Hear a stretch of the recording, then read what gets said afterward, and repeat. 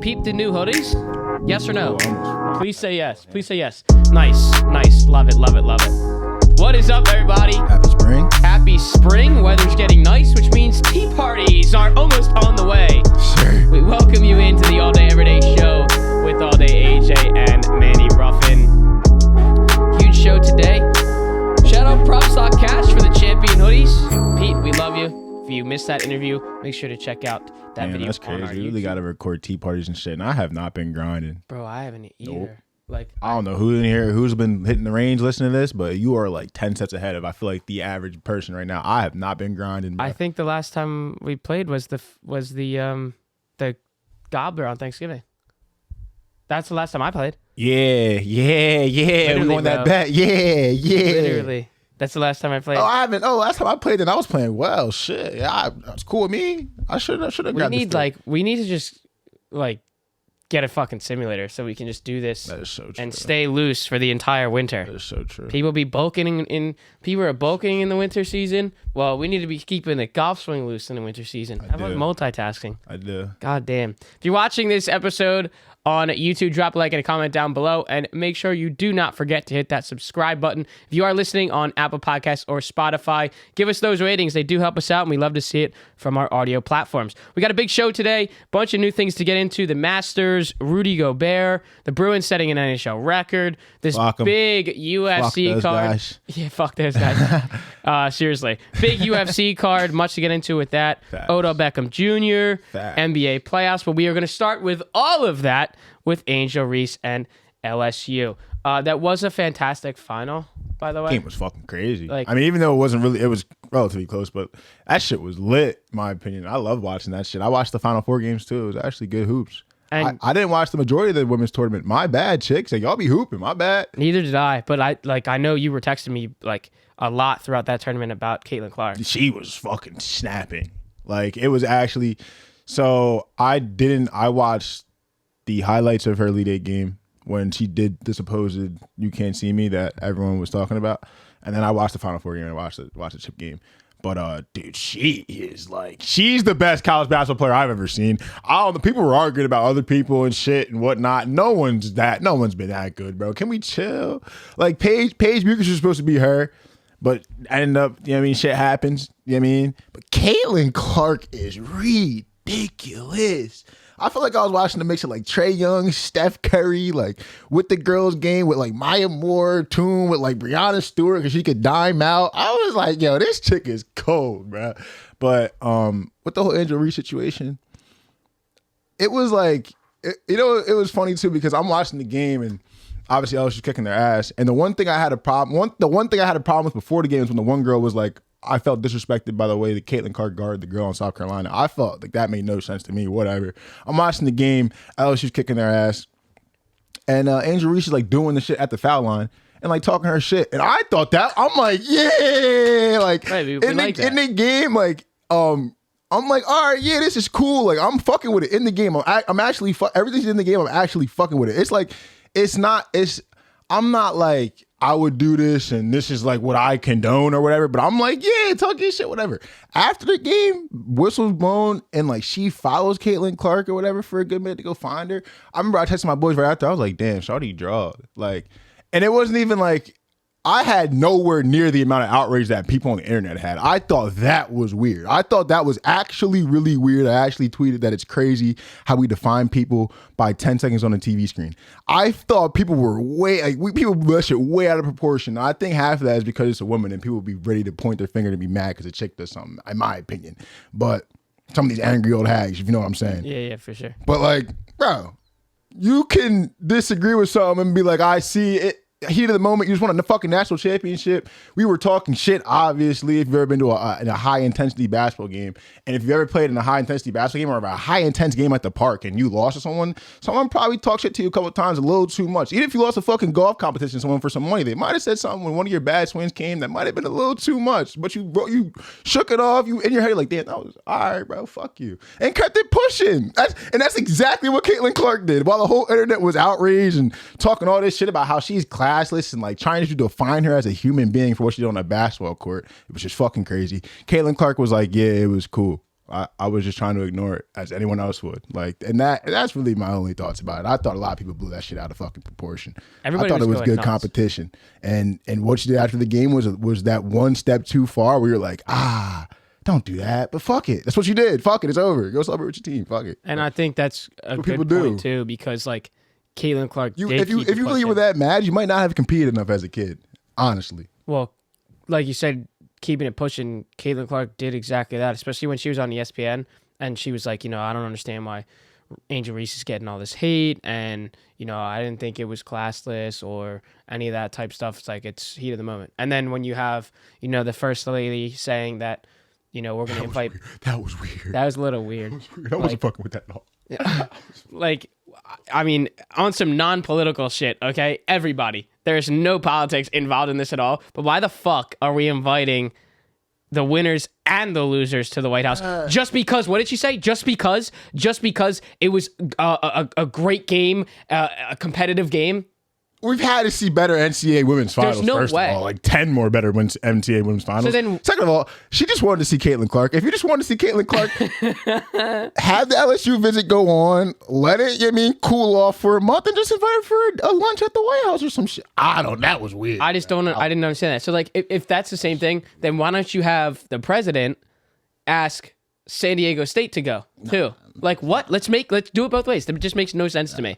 So I didn't really understand that. And Caitlyn Clark did say like, yeah, like we're not going because the losers don't deserve to go to the White House on a win. Like literally, like that's obvious. I do want to say, first things first, 9.9 million viewers for this game, which is the most viewed NCAA women's basketball final in television history.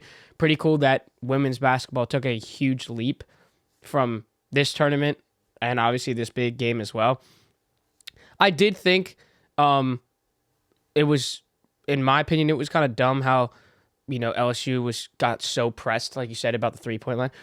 What does guarding another team have to do with disrespecting your team? I said just makes no sense. I said whatever helps you sleep at night. That shit was corny to me, but if it helps you sleep at night and it helps you get a chip, then like that actually got you so mad. That actually got you so mad that we got to be taunting and this and this and following around. Like, hey, you won. Like, you can talk your shit. Like, people were really mad, and like I was rubbed a little bit of the wrong way too, just with like the following around. Like Caitlyn has to say, and she did, tunnel vision. Like she's like right here, just doing all this and doing all pointing in the finger on the ring, like whatever. But like if that, like you said, if that makes you happy, you talked your talk, she talked her talk. It was a competitive game, and in a fucking natty chip, I feel like it should be competitive. And then I also didn't like some of the analysts that were covering this game at the end talking about this exchange with Reese and Clark, like making it a race thing because she did that. Like that also just was like people on the internet were doing the same shit. Why are we why does that have to be a card at play in any of this? That's just another thing that just made no sense. That's why I was like, I don't know why we can't. People could just be like, damn, I would have done this, or damn, I would have done this, and fuck it, just keep pushing. Like I don't know, it wasn't that big of a deal. It wasn't like she hit her. Like no, it's we're playing a game. It's the heat of the moment, and it's in the final. Like we're playing. Things where I'm like, damn, all right, shawty, that's drawn, whatever. But it was a good way to close out the tournament. One last thing, any thoughts on the Natty Chip game on the men's side? A lot of people saying it was a little boring. Yeah, it was cool to watch. I mean, I still enjoy watching that kind of hoops, but I remember I was watching with my boy, and he was like, "Were these were the best two teams?" And I was like, "Nah." But that's March Madness, and that's like how the conversation we had last week. That is why I like the NBA playoffs more. Now, someone will take the last 2 weeks or the first weekend of March Madness and be like, "Oh, this is why I like the March Madness more." So, hey, to each their own. But it was still good hoops at the end of the day. And no, was it the best two teams overall? Probably not. But hey, war of attrition, NCAA tournament. That's why we love it. And huge shout out to Jim Nance getting a standing ovation. Facts. Last March Madness ever for him, and then flies to Augusta to call the Masters, which was pretty cool, taking the private jet out there for that. I did think it was a little shady. I know like he got his standing ovation during the commercial break. We didn't really see it on the telecast at all. At the end, they're at the desk, Kenny, and Clark Kellogg, Jay Wright's there, Brian Gumbel's there, Barkley's there, and they're going around and Barkley's like leaning over to, Gumbel passes it to Barkley to say like his send off of the tournament. And he just thanks everybody at CBS, the guys that are giving him the stats and emails every day to get him prepared for what he's got to say on TV. And he's thanking everybody this and this. And he's thanking everybody from CBS. Jim Nantz was not fucking named. I get that he got a standing ovation, but we didn't see that on the broadcast. So if you're tagging everybody on CBS, why are you not saying anything about Nance? Then fucking Kenny goes. Then Clark goes. Then Jay goes. And like Jay's an exception, like his first time at the desk, whatever. Nobody. And then at the end, like the host at the table, Brian Gumbel, he's like, we're going to send it over. Thanks all you guys for being here for March Madness on CBS. Thanks, CBS. We'll send it to One Shiny Moment. You're the host. Not even one thing on Jim Nantz? Not one? Maybe they were trying to let other people get some shine at Jim Nantz got his whole thing, and maybe we were trying to let Come on, he's been doing this March Madness for 30 goddamn years. And he doesn't get one send-off. They did show the clips he was watching One Shining Moment on the court. There was cameras there. I don't know. I was just rubbed a little bit of the wrong way with that. Now, before we get into Rudy Gobert and the NBA playoffs, I do want to say this. When I was at the Yankees game, we were at Billy's and we were watching the screen. The TVs, and they had First Take on because it was that. I know I miss Billy's. We're gonna have to get up there more. I miss her too, man. But they were showing because it was a day game, 105. So we were there at like 10:30 or 11. So they were showing First Take. Now they have Mad Dog on there, and he's ranking this top 5 sports playoffs, and I don't remember the exact order, but MLB was his 1. I believe March Madness was 2. NHL was 3. I was not surprised. I think NBA might have been 5. I forget what 4 was. But my question to you is, if you were ranking your top 5 playoffs in sports, and you can include March Madness too, from 5 to 1, where would you look to go? And I'm sitting with Drew, and he's like, and I'm like, I would put NHL 1. I think NHL's fiery. And Drew's like, well, let's do it like without your teams involved. Like if the Eagles are not in, or, I think he had NFL at 4, maybe he had NFL at 3, whatever, again. And he's like, without your teams involved, what's like if the Eagles are not in, like you're still locked into the NFL. Same thing for anybody's team. If your teams are not in, are you still willing to watch those sports playoffs? And I'm like, yeah, it's the NHL. And he's like, well, I still think it's opinionated versus like what you like to watch. And I'm like, I'm saying it on an excitement factor. So if you had to go 5 to 1, what are you thinking? 5 to 1? Sheesh. I'm gonna go 1 to 5. Okay. It's easier to start my favorite. This is just personal though. NFL 1 for sure. No matter what happens, I'm watching the entire NFL playoffs. Like no matter what the fuck happens. Number 2, NBA for sure. And this is where I get hard. Number 3. I feel like you're deciding between NHL or NBA or MLB here. No. Nah. Number 3, I'm gonna go Champions League. Wow. Cause like Champions League round of 16 on is like in fucking incredible footy. I don't know if you've never locked into the Champions League, like lock into it. You might end up liking it. I'll just you shook me with that one. I'll give you that. Then 4, I'll go MLB, and then 5, I'll go March Madness. Wow. NHL's sick though. I'm just not a big NHL guy, but NHL's fucking sick. I don't know the intricacies of the NHL and the game enough to like, and like the strategy behind it day to day to really be like, yo, like I just watch that shit when it gets intense. I'll watch a series when it's like 2-1 or something. The underdogs are up or something. I mean, I'm not an average NHL watcher, and I'll never pretend to be, but NHL is sick. I do tip it, but personal enjoyment, it cannot be in my top 5. I'd be lying. I like your 3 there. I think that's gonna shock a little. Champions League round of 16 and on, like it is. I would have said the World Cup, but every 4 years. So Champions League round of 16 on, bro. Oh my god, I love that. There should be some soccer fans in the comments on that. There should be. All right, over to Rudy Gobert. Some controversy on the bench with Kyle Anderson and Rudy Gobert kind of throwing some. Was that an elbow? Was that a punch? Was Rudy it a slap? Rudy's a bitch, bro. Rudy tried to punch him and he punched him. It's one of them times where you getting ready to punch somebody and you realize you punch and you don't want to do it, so you hit him in his chest all soft. Bro, Rudy, you soft, bro. He sends I think he was yelling at him to lay the ball up or something. I'm pretty sure Kyle was saying lay the fucking ball up or something, and he was like, you a bitch. I think Kyle was like, you a bitch. It looked like he said. Yeah. And then that's when Rudy punched him. He was saying shit too about like, why don't you block a shot? And then Okay, so why don't you block the shot? He was just laying it up in front of you, I guess. Why and don't I you think block that Kyle had said like, or then I think Rudy had said like back to him like, why don't you grab a rebound or some shit like that. Fuck It went back and forth. And then apparently there was a group text after that where Rudy apologized and Mike Conley was like, this is, we're grown men. We're just going to move past it. Oh, all right. Don't apologize to me. No group text, bro. Come to my locker, bro.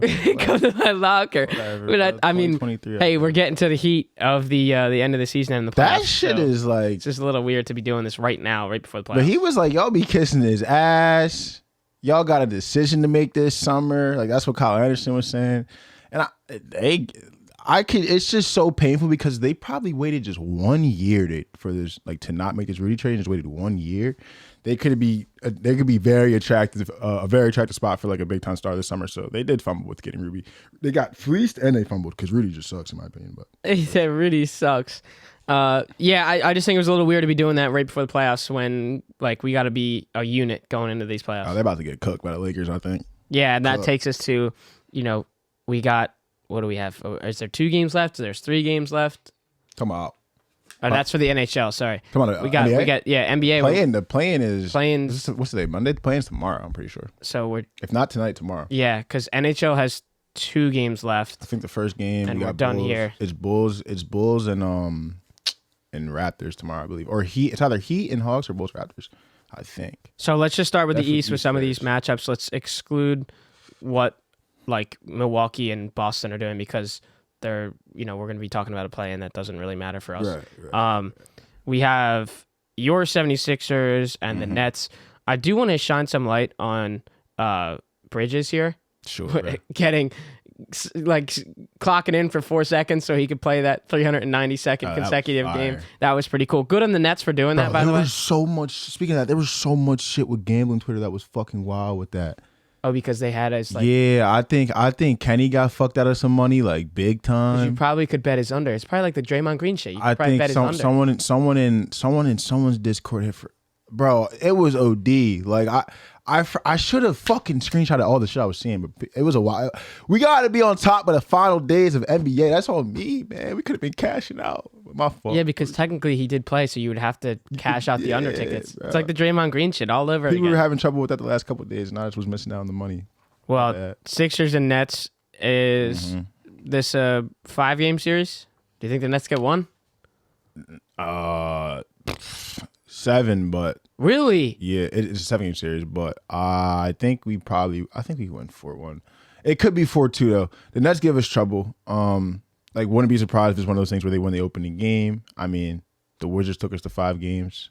I think the season before that, the Nets took us to 5 games or 6, and they won I think the Nets won the opener when it was like Karis LeVert, D'Lo, Jared Allen. So, I mean, we do struggle with teams in the first round. I wouldn't be surprised. I mean, the Nets are nice. People are trying to overblow the matchup and think like we really have a problem with them. We're going to get knocked out in the first round. Please, bro. I think it's the opposite. We ain't about to lose to the Nets. It could be a tough series, though. I mean, they got a lot of length. I mean, Mikal Bridges is hooping. Yeah. I think they'll take a game or 2 off us. 2 maximum though. Nothing in the second game might be like they might win one game that's kind of convincing, like they might be down 2-0 and then they might win one on a buzzer beater or some shit. Like, you know what I mean? But they ain't about to. Nah. I think it's all good in the hood. I'm worried about the Sixers. I'll probably get my Sixers ran out the way. I'm worried about us getting past the second motherfucking round, bro. Because if we don't get past the second round, something's gonna have to change structurally. A la Doc Rivers. Goodbye. Second round, we're gonna have to play the fucking Celtics. We have never beat these guys. I was supposed to have faith. Like would you even believe me if I was like, yeah, bro, we about to go. Like I can't even believe myself saying that shit. I'm gonna happily watch and enjoy it and try to do it. But bro, what the fuck? But at the same token, it's kind of how I felt about the Phillies last year. Yeah, true. When they limped into the wild card, you know what I mean? So listen, bro, it can happen.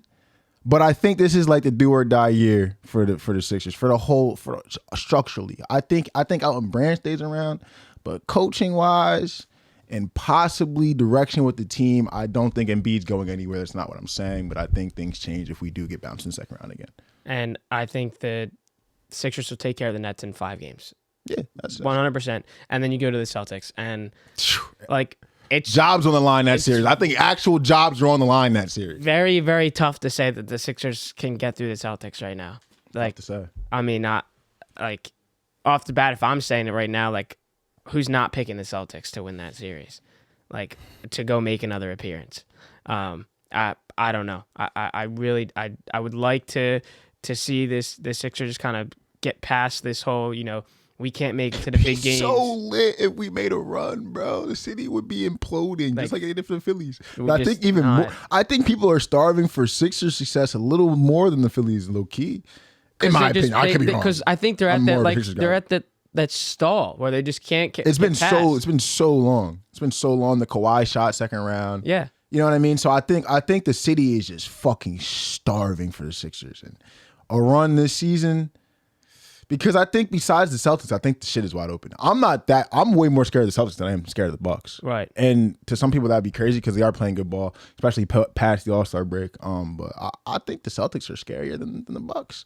So I think if we can get past those guys, shit. And the West is a gauntlet. So whoever's coming out of the West is limping out that bitch. Unless they just go on an absolute heater. But whoever comes out the West is limping out that motherfucker. So I think it's the Celtics and jobs on the line. We'll see, man. You might get your wish with Doc being let go after this one. You really might get your wish. And I shouldn't say you. I should say you. The city of Philadelphia. Right. Philadelphia 76ers fans might all get their wish that Doc will finally be let go. And then we go to our next one here. Again, excluding the play-ins and the 1 and 2 seeds. The Knicks. The Bockers in Cleveland. I hate showing that series. I do not like the Knicks in that series, man. I think it's a 7-game series for sure. I think it's going to be a fun series. Now, I do think you are right with that. I do think 6 or 7 games guaranteed. I think the series was 3-1 Cavs, though, and I think I won the last game in late March, and they literally beat them. I think it was Friday. They beat them, and they beat the Cavs without Julius Randle. And again, we're late in the season. Who the fuck's playing? But whatever. I still think that's confidence booster. We'll see, but I think it's gonna be a scrappy series. I just don't like what I saw from the Knicks come down the stretch, from just a strict camaraderie. I just don't think Julius Randle's having as good of a year, obviously, and is going back on his mental like we've seen before. And RJ's had his up and downs. Jalen Brunson and Emmanuel Quickly, if they want to just carry on to the next round, it could happen because I love what I see from Quick. Quick has actually been seriously hooping. We haven't talked about him enough in this podcast. He's had a hell of a year. He's probably going to win 6th man of the year. He should. If they can kind of JB and Quick can go off and get some more production from RJ in a consistent manner, and then maybe Julius Randle's head gets on straight and he's not trying to freak the fuck out of his teammates when they're trying to stop him from getting a technical foul, we could do something here. I think it'd be a fun series, but I got the Cavs. And Obi Toppin playing out of his mind right now, taking that is true. The roles of these guys that aren't able to play right now with injuries. RJ was saying in his presser that it's nice to have a team that has some superstars that are able to kind of work through all this stuff that you're talking about. There's that beef. I believe that was in the Heat game. I could probably even be wrong about RJ's up and downs. I think it could be the adjustment of just dealing with JB coming into the team and 100% being a beast, because people were trying to say Maxey was having a down year, but he's actually averaging more points on better percentages. And if you look at RJ's numbers, it's pretty much the same. So it could be the thing where we're waiting for him to take that leap, and it's he just got Jalen Brunson just came in town, so shots distributed. So I don't know, I could be wrong about it. We'll see. I think, and this is 100% bias. I'm not gonna pick against the fucking Knicks in the first round. I think the Knicks win in 7. If this goes to 6 games, If the series is over in 6 games, I'd be thoroughly surprised because I do think this is a 7-game series. That 6th game is going to be in New York, correct? Yeah, so it'd be 2 in Cleveland. Oh, yeah. 2 in New York. New York. Lose that game 6. I mean, I think if it gets to game 6, it'd be hard for you guys to lose that game 6. Yeah, I mean, MSG's going to be rocking. Obviously, the Rangers are in the playoffs as well, so whole city in New York for these NHL and NBA playoffs is going to be wild. Playoff Don is. Yeah, damn straight. All right, let's go to the West here. Kings, Sacktown, like we talked about in the last show. Hosting the Warriors, and like we've been saying, who the hell wants to go to Sacktown? I got the Dubs in a barn burner 7-game series. Do you? 7-game series, barn burner. We might see, and I'm not wishing no ill will on nobody, but we might see guys start limping. We might see bloodshed. This might be a war. I got the Warriors in 7 games though, possibly 6 if they start. But I think Sacktown comes out to a hot start, and oh shit, okay, these boys can hoop. But I think that's gonna be a bloodbath over there. I think the Warriors, I don't know how you can pick against the Warriors. 7, you can't pick against them. I got the Warriors in 6 or 7. Yeah, no, I don't think I can pick against the Warriors just because, Steph, Clay, Dre, all of them in the playoffs. They just scored 55 points in one fucking quarter and 160 points. It was the Trailblazers, but right, it still is a lot of fucking so points. yeah, I think as much as I want to take the Kings in this, just because of how that stadium and that arena is going to be rocking, and that tough playoff atmosphere for the Warriors going. I'll be betting on the Kings a couple games. Yeah. Game 1 specifically, I'm looking at. I think Warriors get it done in 6. I think they get it done in 6. That's fair. And then our last one, the Suns and the Clippers. That is going to be a hell of a series, I think. I think the Suns do win that, but I think that's going to be a hell of a series. Russell Westbrook's actually playing good ball. We know about P. Don't need to say too much about Kawhi. But they did have a little scuffle on the bench as well with Plumlee and Bones Highland. I don't know if you caught one of that. I hope they get it together because KD's over there now. We can't be, you know what I'm saying? We had to be together last year to beat them motherfuckers. The Mavs had to be a cohesive motherfucking unit to beat them motherfuckers last year. Now they have KD. Hope they're all right over there in the Clipperville because I like that team as constructed. I think they're deep as fuck and have a lot of players that I deeply have a lot of love for, and I will be rooting for them in this series. But I think the Suns got them. Yeah, like I hate to say it, I want to say that the Suns get it done in 6. Maybe this is just me.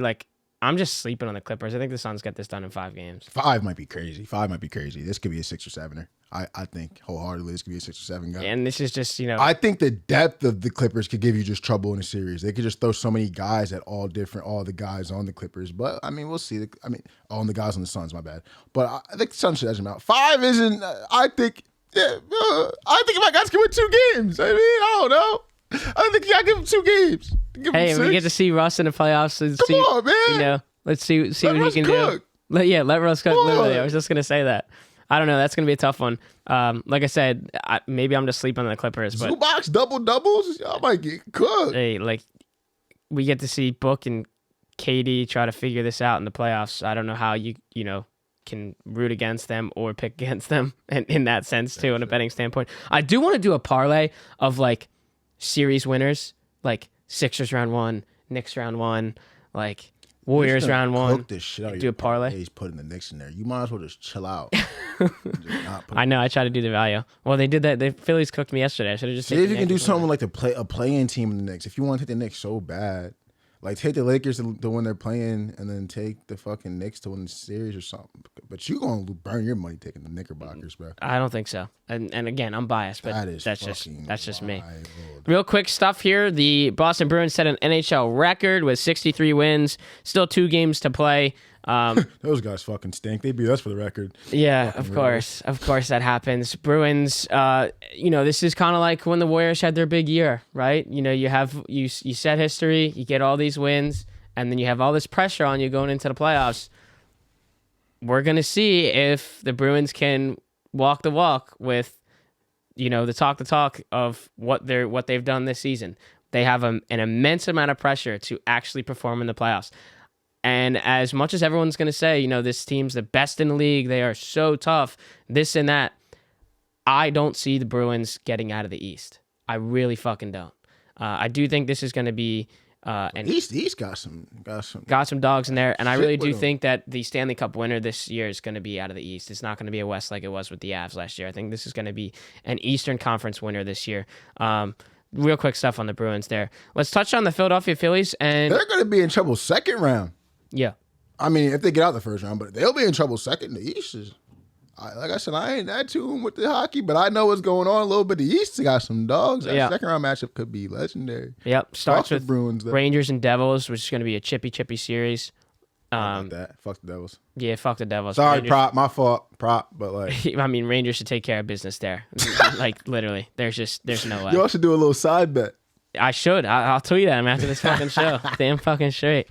Loser buys tickets next year. Let's touch on the Phillies here. Rough start. They win a walk-off. Started off, 1-5 was it? 1-4 was it? 1-4, I think it was. Get a good walk-off, 2-0 going in the bottom of the 9th. The Reds just needed 3 outs, and they let up 3 runs with the walk-off. And then the very next day, for this series, would be the Phillies' first series win of the season, and they let up 3 in the top of the 9th. Mm-hmm. Guess whose sorry ass had the Phillies? How the hell? I mean, that's just a terrible way to lose a baseball game, and it's just a terrible way to lose a bet. Winning the entire fucking game.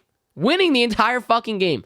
1 run in the 8th, 3 runs in the 9th, and we lose the game. Sir Anthony, Brandon Marsh, and Dusty again on the base paths getting mixed up for the second time in 1 week. This team's been a big fucking headache so far. I'm missing my guys, Reese, Bryce, Ranger Danger. Miss you a lot. It's crazy right now that Bailey Falter's my best pitcher in my rotation right now. I think he has the best. He has a 1.06 whip or some shit, which is crazy. I'm pretty sure his ERA is in the 2s. What the fuck is everyone else doing? Aaron, Zach, hello, someone help me. I need you guys. But I think we're fine. This team's fun as fuck to watch, I'll say. I got my new favorite player in Trey Turner. No one's touched my heart the same way that Trey. No one's touched my heart the way Trey Turner has since like Victorino and Rollins, for real. Like he just had the way him in the field, and then him just causing just absolute just hecticness on the base paths. Was it versus the Yankees when he delayed stealed, or was it someone? I think it might have been someone else. He had a delayed steal second base, which was just like he was just a psycho for doing it. He dodged the tag. He's been hooping. He started off the season. I think he had like 4 or 5 straight 2-hit games, just balling the fuck out. Also, Alec Bone's been a huge piece start the season. Phils are going to be fine. I'm not in the slightest bit worried. I will say our schedule is kind of treacherous coming up the stretch. Like we got some dogs coming into town, so we'll see how we handle that. Couple late series in between, but it's going to be tough. A tough summer, I think, in my opinion. But summer don't matter, as we saw last season. So yeah. But I just can't like. I mean, Strom and Falter have given us our 2 best starts of the season by a landslide. I could say 3 because the two of Bailey Falter starts have been wickedly productive. So I think when everyone starts picking up our stars, start picking it up. I mean, even Kyle Schwarber's hitting 156 right now. He started off like 1 for everything, and then now he's finally starting to pick up the steam, and he's still only hitting $158. So I mean, we'll see. Things will even out. But the Phils have been fun to watch, but as usual, frustrating as hell. Yeah, I mean, and I think I hopefully one thing too. I do like Christian Pache. He's a fun, young piece. Yeah. I do think Brandon Marsh needs to be playing every day though. Like besides like the righty-lefty matchups, I think that's what like they were kind of concerned about. But Pache did have a double in the 1 start, but I just think I want to see Brandon Marsh every day, regardless of the base running. That might even be part of the reason why he's been on some bullshit, miscommunicating every other day, is because him and Dusty are switching center fielders every 3rd day, so they could be fucked up to start the season too. I want to see Marsh play every day, but the Phils will be fun to watch the rest of the season. We'll be talking about them plenty more. Yeah, you got Marlins. How you feel about your Yanks? We had the series where we got cooked. Yeah, well, I mean, I like seeing Ty back in New York. I thought I actually took the Phillies' first 5-run line when Walker was pitching. I thought he was going to hoop back in New York, and it didn't go my way. It did not. That was tough. That game was tough. Then we went to the rainy game, cold game, and they did end up getting it done. I got to see Nestor pitching versus my Phils. I always loved that. Yep, he pitched yesterday. He did pitch against yesterday. His former team in the Orioles. The Orioles. They look good. Yeah, they look good. And win total is going to be good for them, I do think. I think it was 83, I believe. That's way over. First time since 2010, starting this good at 6-3. But you still can't take anything away from the Rays. Again, Insane. Okay, they just fucking had a series against the Oakland Athletics. Like they're still killing it. Finally we can see what this team can I think do. the Red Sox beat him tonight, though. I think my guy Nick Pivetta gets. Well, I just like how we're still praising them. Oh, playing the A's, they're getting wins. Sure, they're off to a really, really, really good. I mean, they aren't just winning games though. They are beating the shit. Oh yeah, they're kicking their ass. Yeah. So well, I like finally we get to see a divisional matchup. Going to be heated. Red Sox, Rays. So maybe we can start to put some coolant on this damn. I think the Red Sox take game 1. I think Big Nick Pivetta takes game 1, bro. I think so. And then with the Phillies, I think we're starting to panic a little bit too early. I mean, we're fine. Like we're fine. It's okay. You started losing 4 in a row to start the season was a little tough. But like you had the Texas Rangers who just got DeGrom, and then you go right to fucking New York. And Martin Perez pitched his fucking brains out versus us, and we wasted the Bailey Falter gem start. And now you have like the series for the Phillies leading up. Before we move on, is Marlins, and then 4 in Cincinnati, 3 in Chicago against the White Sox, and then you're back home for the Rockies for 4. Okay. Like should be able to get everything back on track. We should get some shit pumping here. The Marlins series is gonna be tough. It's Strom and Alcantara tonight. We see Sandy tonight, but the good thing I like is that means that we have Nola Luzardo, and I think it's Wheeler Cabrera, and I like Cabrera. He's nasty, bro. But that's gonna be tough. Marlins are tough, bro. Marlins are tough. So I mean, we'll see. It's the nerfy in all three of these games. I took the under tonight, under 7.5. That's smart. Okay, let's get into another quick headline here. Odell Beckham Jr. signing a 1-year deal with the Baltimore Ravens, up to $18 million. What does this do for Lamar Jackson's hopes of staying in Baltimore? I don't know. I hope he stays. If he stays, it'd be crazy. I think if they could retain Lamar, they have Odell, Rashad Bateman, Mark Andrews. Something's got to happen with that going on. We have seen some frustrating shit before, but something's got. I think Huntley could snap with that going on, bro. Like, please. I love this for Odell, though. I love it for Odell. It is a risk on the Ravens' part, but history shows that the Ravens haven't been really risky with the wide receiver position. So fuck it, let's do it for a guy that is obviously generational and hope he comes back. I like it. I like it for Odell as well because I think he's gonna get fed the ball a lot, and I think he will get the down the field looks because Hollywood Brown got a shit ton of them, but I think he also will get a shit ton of opportunities to catch like these quick slants and these quick screens and shit, quick outs that Odell is way more of a technician route running wise than people give him credit. When you see the replays, you peep. Like he really be cooking people on these short, quick routes. And I think he'll be able to do a lot of damage with the yards after the catch. So I think it's going to be a real good spot for Odell. Because you can't even like double team him or so give too much attention because Rashad Bateman, I'm telling you, I mean, we saw the leap he took, but he's going to take more of the rest of these years. And Mark Andrews is Mark Andrews. So what the fuck can you do? So it is a real good addition for the Ravens. And if it gets Lamar back, the Ravens are fucking here. And look, Odell wanted his money to come back in 1-year deal, and he got his money. Mm-hmm. We saw some talks that before he was, stay healthy. We saw all these talks where it was like, he's asking for this, but he's not worth that. Ravens gave him the money. So if we're understanding that correctly, then does Lamar Jackson get his money? Get the tag, but it is what it is. I mean, there's something to say there. If the 1-year deal, finesse the tag, get Lamar back. That's probably the big picture plan. We'll see. I hope it works out for him. I want to see Lamar and Raven. I think Lamar changing teams would have been cool. I had some like visions of what could happen just on my own. Like, damn, what if the 49ers pull off a trade for all their young QBs and you can see Lamar in San Fran with those? But like, fuck, I want to see Lamar with the Ravens balling in Baltimore. That's what I want to see. Especially with Odell now. Exactly. Especially with Odell now. And hey, we have Odell Beckham Jr. on our dynasty team. That is so fucking true. So, hey, Lamar, if you're listening. Yeah, please come back, bro. Stay in Baltimore. Actually come back. For the sake of the dynasty team. We might as well just scrap that whole segment and run him back. Actually come back, bro. Like we need you for the dynasty. I wasn't even envisioning you in no other uniforms. I want you in Baltimore, homie. Please come back. I forgot about the dynasty team. Like we need you back for that. Actually, bro, please. Like I'm not even like this. It's my whole tone. We're begging you, bro. Cause damn. Nah, it's cool. All right, bet it. Fuck it. And that's huge trade bait too, by the way. If we thought about it, we're not trading him. But I'm just saying, it's a possibility. Odell, we picked up Odell in the 21st round. I like late, bro. Not trading Odell, bro. Yeah, as we got him, we literally had him on the bench all year because he wasn't with the team. It's all right. That's how you. First of all, that's stock knowledge, baby. Dynasty 101 stock right there. Knowledge. Okay, if that didn't just prove the point, we know what we're doing. And this is our first year doing Dynasty, by the way. Losing the chip though, we can't really say we know what we're doing, but all right, fair enough. We did make some good trades. We need the hardware. We got Kamara, and it didn't work. We need the hardware. We do need the hardware. All right, over to the UFC. What a card this weekend! A stacked card that Dana White made.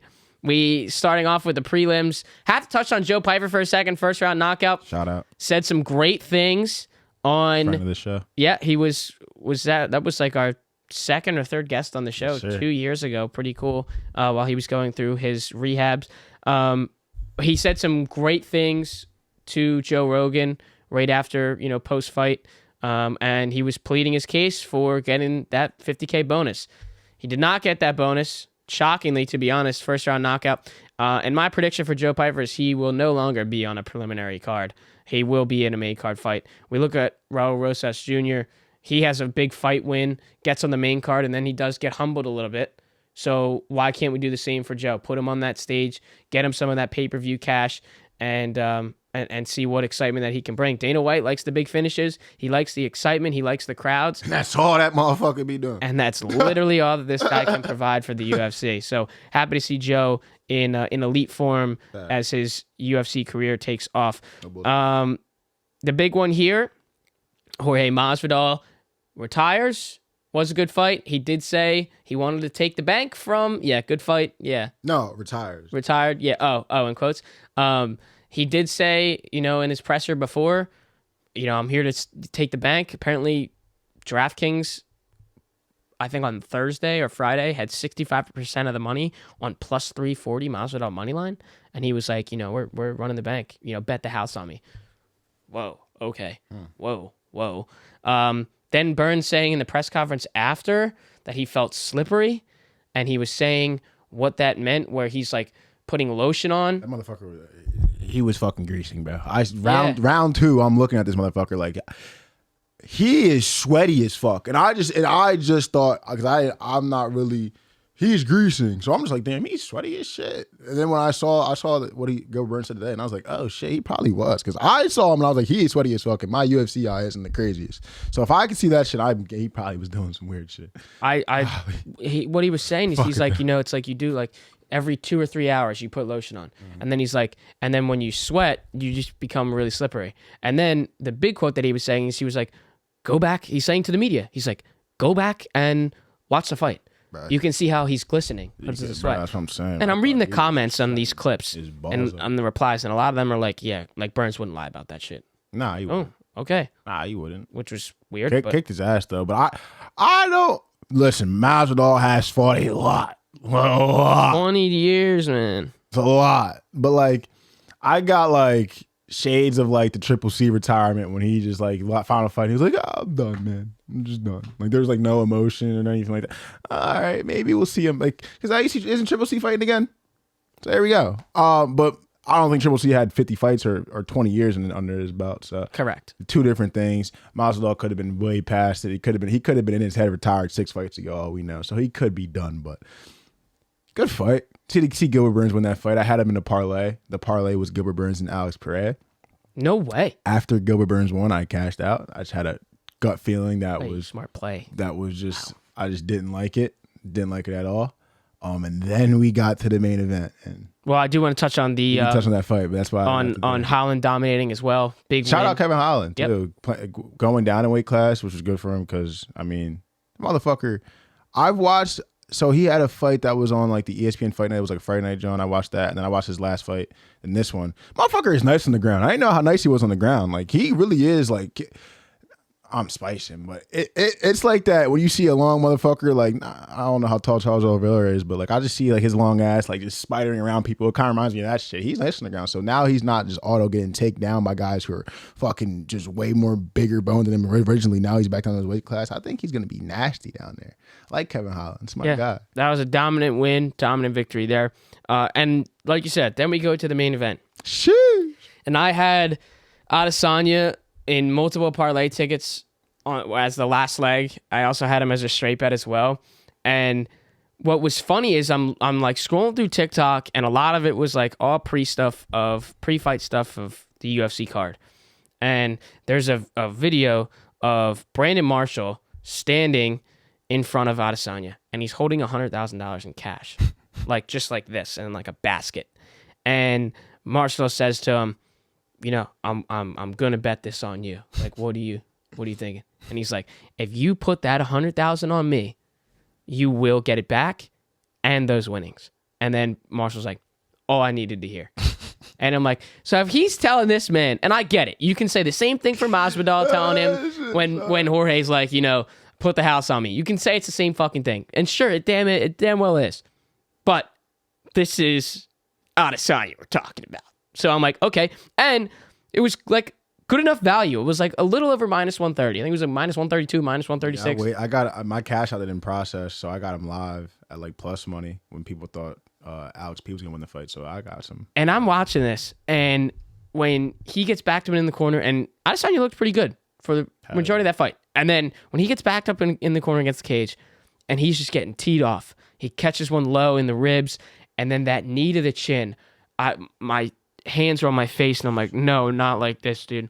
And then he just somehow snipes him, and then ends it. So, like, my reaction was like, I went from like, oh my fucking God, dude, I literally am going to lose on the last leg on every fucking parlay and the straight, to literally 2 seconds later, oh my God, what did I just watch?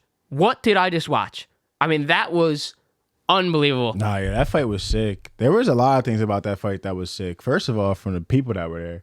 So like Joey B, Justin Jefferson. Odell was there. Aaron Donald was there. Aaron Donald, Logan Paul. Aiden Ross. I saw a clip of Gideon when he was sitting next to Logan Paul. And Logan Paul was like, get me off your stream. What did you think about that?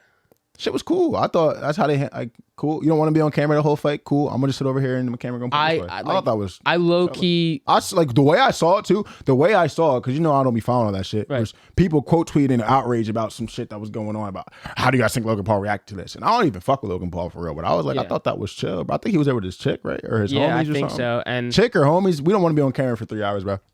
We fuck with you. You know what I mean? Yep. He handled it nice, and he was like, yo, like, I don't want to mess you up. Yeah, like that's what he said to him. You know what I mean? Because I'm going to see sitting here not trying to be on camera doing this, and then I'm going to be killing the vibe of your shit. Like, yeah, and he's like, I don't want to, like, I'm not trying to make you look bad. I'm not trying to, like, start anything. That was cool. Like, I'm in agreement with Logan there. Like, a person of that stature, like, fuck that. The following that he has. But like, that shit was sick. All them people, all them heads there, and then Alex's walkout was sick. Dude, that was... That arrow shit he did. Yeah. Yelling in, whatever.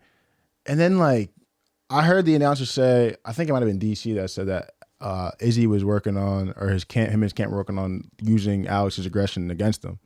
And like, so I saw people after the fight saying that Izzy hit a Hail Mary. And I'm like, you motherfuckers are slow. Like, maybe everyone didn't see the shit that I saw on the internet, but there's a literal clip of someone that took it from like the nosebleeds kind of. He's in the back view of like the knockout. And you see Izzy on the cage. Obviously, Izzy did not say, I'm going to back up in the cage and get my ass beat, like, and do this. That's not what he said. What I'm saying is probably what he did say was, shit, I'm in the situation that we thought we'd be in. Let me use his aggression against him. He's going to try to start paymaker in my shit. See, he backed up into it and he threw a 1-2. It was a 1-2. It wasn't a right out of nowhere. He threw the left jab first, caught him, one over the top. And then he literally backed up, used the cage as momentum, which was cold. So I'm like, I know that motherfucker, it was like surprised him in his head, some Naruto shit. He literally used the cage, came off to the right, and the temple lights out. Like, that shit was calculated. I don't know who the fuck thought that shit was a Hail Mary. Like, you don't just hit a clean 1-2, bounce off the cage. Maybe you do.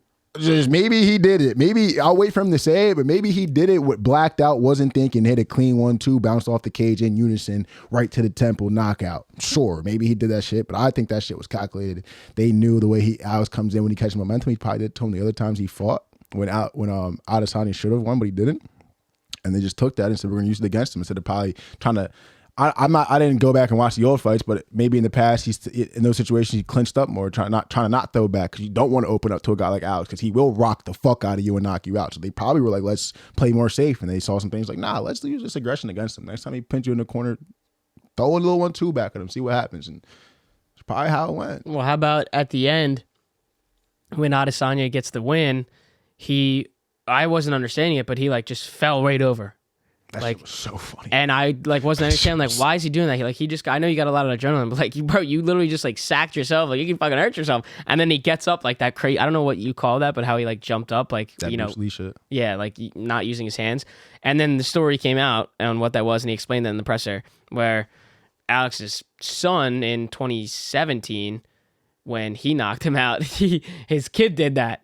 And then and you see the video, and he points at his kid, and he does it right back to him, and he falls right back at him. And then, I guess that was maybe his walkout that he mocked when he got him, and he does the arrow right back at him right on the ground. That was unbelievable. What a way to end that, that insane card. See the clips of them two now, like shaking hands, making up, talking, saying, I'm going to visit you down in Brazil and train and all that shit. That's what makes fighting beautiful, man. Well, and they were asking Pereira about, the fighters in that class, and they were like naming them, and it's like, say one word for all these people. So they're going through all the guys on in that class, and then when they get to, and some he's saying like respect, some he's saying, like terrible, whatever. And when you get to Adesanya, he's like warrior. I'm like, He's beat the respect is there. He's ran through the entire top 5. The respect is there for Adesanya and I think Alex probably card. goes up in weight class, right? Probably goes up to 205. Probably tries to run that weight class, and hopefully we see Izzy go up and try to get the UFC trilogy. Probably what was that, their 5th? Would be their 5th fight, but run the UFC trilogy, that'd be cold. Because Alex be looking skinny. Yeah. He be looking skinny when he fights that weight class, so maybe he moves up or something. Just a wild card. I mean, like, shout out to Dana White, dude. Like, seeing we got Rosas, Holland. I mean, we had Piper on the fucking preliminary card, and then you have Adesanya, Burns, Masvidal. What a card! The stars were definitely out. Just can't wait till the next big event comes. But let's close this all out with the Masters. What a weekend! Can we clap it up for John Raheem? Yeah, Still hit Green Jack. what a win! Rambo. And the one thing I do want to say to start this entire topic off is what a win for the sport of golf this weekend. All the controversy the past couple months leading into this season with LIV Golf and what Rory's saying, what Colin Morikawa is saying, and then finally we get to Masters and we have It doesn't end. Brooks Koepka here, Weather delays, a tree falls. Phil Mickelson They here. still get it done. Your LIV guys, it is, pure on Masters Sunday. It is PGA Tour on the final grouping, PGA Tour Jon Rahm against LIV Golf Brooks Koepka. Brooks Koepka leading this entire tournament going into Sunday. And we are sitting here looking at LIV and PGA. You could not write a better script. And you also have the young amateur making history, Sam Bennett. What an absolute weekend at the Masters, and what an absolute weekend for the sport of golf. I think the sport of golf gained a lot of followers and fans from this weekend. The rain delays, the tree falling down, unbelievable. I honestly didn't think they were going to get it done on Friday. I didn't think they were going to be able to get it done on Sunday. I thought this tournament was going to end on Monday because of everything going on. With the rain delays and everything. I had the Carrolls were actually down at the practice round. Just said it was unbelievable. Tom Carroll says that his wife, like, when she first got there, she's like on her hands and knees, like playing with the grass and like trying to she's like every like blade of grass is just perfect here. Yeah, I was watching it and I was talking to Dave and I was like, bro, this shit, like, I'm just showing them. I'm like, they were showing. I think Rahm was on the par 5. I think he was on the par 5 too, or no, it might have been a long par 4. He was on a long par 4, and there's one of them Johns were like the pine straws to your right, and they're showing him the cameras like from the hole, facing from the hole, so you can see the pine straws, see the rough and all that, and like the trees. And I was telling him, I was like, bro, this is exactly what it's like. It felt like being in Purcell, but like Augusta's way over Purcell. So I was like, I can't even imagine. But I'm like, bro, because like the rough is just so pure. Like, you remember how we play like Innisgrown and all these other places, like the rough is all like these like you can't really find your ball and shit. It's like past the rough. It's like instead of like trees and all these bushes and branches and ivy and bullshit, it's just pine straw. Like, you don't lose a ball unless you really lose a fucking ball, unless you really hit a bad fucking shot. That shit is just beautiful. It's a well-kept course. That shit is actually, when you, I don't know, me just like finally playing golf the last like 3 years, and then when I really look at the courses these guys play, I've been like taking in how crazy the courses they've been playing. Like recently, that's been something like just like with the matches specifically, with the greens. How impossible is it? Is it 16, the par 3 on Sundays? They have the back right pin on the ridge. Cameron Young, because I had in my future flopped. I know exactly what shot you're talking about. It rolled off the fucking green. I'm like, how do these guys deal with this shit? Too, he was saying if you aim for the middle of the green, you have a damn near impossible 2-putt. So what the fuck do you actually do, bro? It's actually crazy. It was just an unreal tournament to watch. And the big thing that I was saying, like, this entire weekend, I was at a Masters party on Friday, and I'm like, dude, like, I just want to, and then talking to the Carrolls about their experiences there, and that was their first time there, and you got to just like see what this place looks like. 100%. Just being on the grounds there, going to the pro shop, eating all like the $1.50 sandwiches. I'm like, dude, I just got to get there. And then I'm talking to Seamus, and he's like, yeah, like I put my name in the lottery. Love that. So I can just like get there every year. Yeah. Now, so like the cool thing too is like with the rules as well. It's like, you can't use your phone. You can't, if you bring a chair, it has to have no armrests. You can't, if you steal some sand, try to use that as a souvenir, you can go to jail. Like, there's so many crazy rules at Augusta. Can't sell your tickets. Like, Now, the cool thing is, it raises the question, would you want to be there for an actual tournament day? And I'll explain. Would you want to be there for an actual tournament, like a day of play, or a practice round? And where the differences come in is, from what I heard, was at the practice round, it's a little bit more relaxed, where, the players are talking to the fans when they're, either chirping them or like just saying something about them, and they'll respond more. And, the guys that are trying to maintain the crowd noise, they're a little bit more lenient in terms of, if they're up to hit a shot, like you can still have some murmurs here and there, versus at a regular day of play, it's like everybody's got to be quiet. Like there's somebody hitting. They're going to talk more to you. So would you like it where it's like, you can go to like the par 3 contest, all the families are out there, we're watching Max Homa and his kids, Jordan Spieth and his kids, Justin Thomas, all the guys just out there hanging out and having a lot of fun? Or is it like, do you want to be walking around at a day of play? For my first a couple experiences at a major, I would just rather be there for like the day of play. The day of play. But I feel like if I've been to a major or two, I've only been to one golf event. I went to the AT&T National my dad took me there when I was 9 years old. Justin Rose beat Ricky Fowler. Oh, nice. I did not know that. Yes. Right down the street. I think it was at Marion. Shit was sick. So I've only been to one golf event. If I've been to 3 or 4, a couple more, let's just hit the practice round. Let's just chill out. Let's not be in the mix. Because I know how it gets. Even AT&T National Sunday, it was impossible to see. You couldn't follow the leaders unless you were really trying to follow the leaders. Yeah. Tiger was there. You couldn't see Tiger. Right. That's what they said. You weren't going to see Tiger. Because you weren't going to see Tiger. You're standing behind so many people you can't even watch. So that's where the practice round shit comes into play, which I do agree with. But I've never been to a major. I was trying to go to the BMW last year. The semifinal for the FedEx playoffs. Where was that? Wilmington. At Wilmington, I was trying to go last year, but I want to go to I was actually watching the Masters. And I was like, dude, what day would I want to go? Would I want to go on a Friday? Would I want to go on moving day? Would I want to go on Sunday? Right. That's what I was. I want to go to the tournament. Me personally, first couple majors, but the practice round sounds sick. That actually, I didn't even know about the chirping and shit. That actually sounds fucking yeah, because sick. You'll be talking to them. They'll just turn around and then you can just start talking to them because we're just having some fun on the practice round. And that's what they were saying too. The big thing too is going there to watch these guys at the range. They said on Monday, Jordan Spieth was he didn't even play. He was at the range for 3 hours. That's just cool. Just you most likely can't hear what he's saying to his coach or his caddy, but you're just watching them break down some of their shots. And watching those guys, they're almost hitting a damn near perfect shot to their standards every time.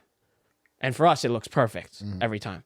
But then you watch them and they're still chatting about what adjustment we can be made on this next, practice shot at the range, which I think is really cool. Just to, most people think oh yeah, I'm going to the event, whether it's the practice round or, a day of play, of tournament play, and I'm just going to be following them around on the course and watching these guys play and jumping from hole to hole. But on the contrary, you can go to the range and just watch these guys fucking warm up and chip and putt. That is true. And see all these cool things. Just being there for the situation is just sick. I saw Sam Bennett shoot a 68. That'd just be sick to see. You know what I mean? History. History. Bro, but the tournament was crazy sick to follow.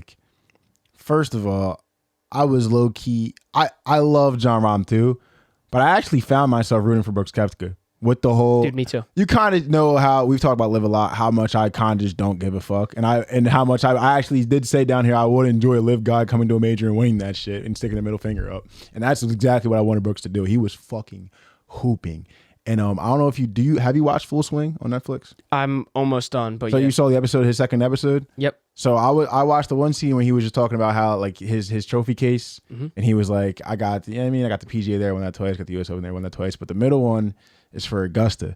And I'm just like, damn, here he is, his chance to win Augusta. And there was one part where he was saying, I would give back every single dollar I earned in this game to have that feeling of winning a major championship for another hour. And bro, that shit is so fucking true. That shit is so true. I'm not even. Well, how about what he said after that as well? They were because he got cut last year. And he did not make the cut last year. And he said he tried to break his back car window with his fist because he was so mad he missed the cut. Yeah. And then they were do you know who won the He didn't know. Yeah. He's like, to be honest, I didn't even watch it. And then he says, but I will win it next year. Yep. And he was round 1, round 2, round 3. We're he's actually about to do what he said he was going to do. And then this happens. But crazy stuff throughout. We saw Will Zalatoris withdraw before he even played. learning today that he's getting a back procedure and he will miss the entirety of this season. Tiger makes the cut, 23 consecutive made cuts at Augusta. Very cool stuff. It hurt to see him. See him looking like that. But he did make the cut. The hard part was out of the way, and then what are we gonna? Pain. Is that because of the weather? Is that because like weather? 100%. A lot of the analysts were saying like Tiger does not like playing in the cold and the rain, and on top of that, playing in the cold, walking that course as well. Because your feet get cold, and it's probably his leg probably started getting affected by that shit. So, and what you can't see on TV as well is also what I was told about is like it is hilly there. Yeah, and for you can kind of see, but like and for Tiger, that's probably the worst part. Hills are tough. But like it's like so what the fuck like because his plan is to play majors. Yeah. Southern Hills ain't much worse. I mean, much better. I feel like looking at that course from when it was played. I mean, I'm thinking about the play. It's even like, I think of the shot that JT hit on 17. It's a fucking huge ass hill to walk up to that hole. Right. U.S. Open, is that going to be much better? I mean, that's known for being a tough fucking course, tough weather, inclement weather. And we saw him play the old course. That looked like it was actually bad. Yeah. So like, what do we do here, Tiger? Like, do we just keep playing and we keep having the same thing we see you? I mean, I'm not gonna complain, but I just hate to see you fight to make the cut, and to make the cut, you were literally just limping around to make this cut. What is it worth at that point? Right. You know what I mean? Because he does say every time before a major, the interviews they ask him every time, do you think you can win? He goes, yeah. I mean, I don't know why he would say anything else, but I don't think you waste your time training and doing all this shit to play if you don't think you can win or make a run at it. Correct. So like, damn, like. Do you think he keeps playing these majors? Like, I think he's if playing it goes these rough majors, this year and he's limping around the whole year, does he call it quits? Like, is he trying to wait for Charlie? Like, what the fuck is he doing? I wish he could just ride in a cart, man. Isn't there a cart exemption? Can't you get that? Or am I tweaking? Like, am I just talking? I remember John Daly had it for a little bit. I know on the senior tour, there was rumors that he might just go play on the senior tour eventually, and he can ride a cart on that. But like, that's not the same. Nah. People would still show up to those events. Of course, it's fucking Tiger Woods. But I think there was some executive, I believe I saw this on Twitter. I forget by who, but it was like this guy had said, Tiger would be in contention every Sunday, every weekend if he had a cart. He couldn't walk. So, but again, it's just these tournaments, you can't do that. So, bro, they should just make a rule for him. I don't think anyone would have a problem with it. It would suck for some players. They know, all right, Tiger's probably going to walk me down, and this motherfucker's going to be in a cart, and I'm tired. And I'm gassed. I've been walking out here and fucking wherever the fucking Britain and the British Open, and it's windy and it's cold. I wish I had a fucking cart, and he's fucking shooting 13 under now. Oh, okay. When he was walking, he was 4 over.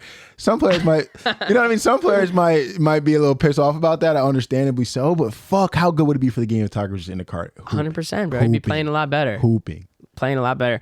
The last point I want to make is Rahm's story that he said about the text messages, where Zach Ertz sends him a text. I didn't even know JJ Watt was in that because he only said Zach Ertz, but JJ Watt ended up sending out the tweet of what was said of those in that screenshot of those messages, where Zach Ertz had texted Rahm and JJ Watt in a group chat and said, go get him.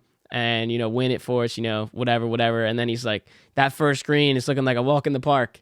And then Rahm 4 putts and starts 2 over and still somehow finds a way to win. And then Rahm explains that story. He said that Ertz is his good friend and he wasn't going to name him. And then he says it's Zach Ertz. And then he's like, yeah, don't ever do that again. So I think it was just cool to see the camaraderie from, sport to sport. I didn't even know Zach Ertz and John Rahm were like that. I love the cross sport friendships. It's funny. I was actually listening to a Phillies game on the radio. It was in the Yankee series, and I think it might have been post game or pre game. But Larry Bowa was talking. I'm pretty sure it was pre-game on the radio. Larry Bowa was talking about a story how he was like, yeah, back in the day we used to have beers with the Eagles guys and beers with the Flyers guys, and we used to go to each other's games. I'm like, I wonder if it's still like that now. And I think about it, I'm like, yeah, it is, because then pictures of everybody at everyone. We saw pictures of Bryson at the Sixers game. We see pictures of Joel Embiid at the Eagles games, and the players. Or you saw Sty at the Eagles game when everyone was cheering for the Phillies and shit. And I'm like, that shit to me, I want to hear the stories about B stopped, yeah, bro, me and George Niang got fucked up and went down. You know what I mean? I feel like there's just some crazy stories and shit that, going on that we don't hear. That shit would be crazy to hear. I don't know. I feel like I don't think they all don't chill. But I feel like the players that do like chill, like the crosstown sport, like rivalries, crosstown sport, like companions or whatever, coworkers we would call them. I don't know what the fuck you would call them, but peers, I guess. But I feel like those relationships are probably cool as shit. I would love to hear about them, Jones. Yeah, like too with Nick Sirianni throwing out the first pitch. Like, You think him and Thompson are cool in some aspect? They talk a little bit. You know what I mean? Just about managing your teams. Hey, this team was in the Super Bowl. Hey, we were in the World Series. Just things that we can bounce off each other. How are you leading your team? How are you leading your team? Things like that. I really like to see that kind of stuff. But as we close out this show, what an unbelievable Masters. Facts. On Sunday, great UFC card. We are early on in this season of golf. So if you guys are not tapped in to golf this season and PGA Tour, you gotta get with the program. We're gonna see how these live guys go throughout these majors the rest of this season. But again, I do want to mention this right before we get the hell out of here. Phil Mickelson, 7 under on Sunday, and he ties Koepka. So now you have tied for second 2 live guys. This like rivalry, this battle here. See a live guy in contention in every major. And again, they did say in the press conference, they did say like we have no ill will against them. We talked to them. Like Brooks was like, I spoke to Justin Thomas, for 30 minutes today, like on Monday or Tuesday. He's like, you guys, meaning the media, are the ones that are just portraying this image that there's. You saw shots of him and John Rahm chilling. They went. Yeah. They shot at them and going to 2. They're sitting on the bench and like Rahm has his legs out there, sitting there smiling, talking. I'm like, look at these. Now and guys. The pace of play thing again. I did not mention this pace of play. Brooks bitching about the pace of play, how slow it was. That was Patrick Cantley's group, and he's saying Rahm went to the bathroom 7 times and we're still waiting on holes. So what the hell is going on with the pace of play? Well, wasn't there a clip of Patrick Cantley? Like, isn't there a famous clip of him complaining about pace of play and people that are like divas? I don't know, bro. It's the fucking Masters. Yeah. What do you think? It's gonna be fast? We got TV, 4 cameras, mics. Like we got sideline reporters. You're gonna wait every time you hit a drive. You're gonna wait because those guys aren't off the green. You're hitting the biggest shot of your life. You're hitting the biggest putts of your life. On top of that, like it is gonna take a while. It does. I do have a lot more credit for these guys though, because when you're waiting, you're thinking too much, right? Like that's literally what I was thinking about Brooks. I'm like, damn, Brooks really could have just used this 3rd round being all on Saturday.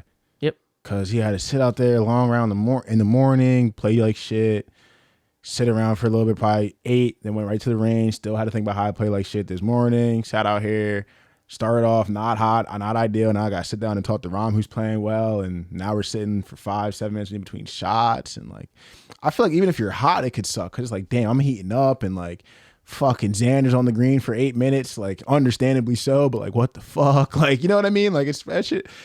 All part of the tournament, so I guess, but like, damn, that shit probably is hard. Hey, Masters was an because when I gotta wait for someone, I don't be if I'm on a par 3, I gotta wait for you. I don't care. But like, if I'm waiting for you and I'm waiting for like to hit my shot in the green or something, I get like, damn, I'm just like, bro, at this point, fuck it, I don't even care. I'm not even locked in no more. I'm just swinging, bro. Like I don't know. Right. So I feel him. No, I feel him. That's our show today, ladies and gentlemen. If you haven't been watching on YouTube, drop a like and a comment down below. Do not forget to hit that subscribe button. If you have listened to this episode on Apple Podcasts or Spotify, do us a big favor and give us those ratings. They do help us a long, long way. If you are not following us on our social media platforms, Twitter at 80ED Podcast, Instagram at 80ED Pod, and our TikTok, which is simply just the name of the show, The All Day Everyday Show. You've been listening and watching to The All Day Everyday Show with All Day AJ and Manny Ruffin. My name is Alex Jacobs, but you can call me All Day AJ. We will see you on the next one for more drama and plenty of more sports. See you guys in a bit.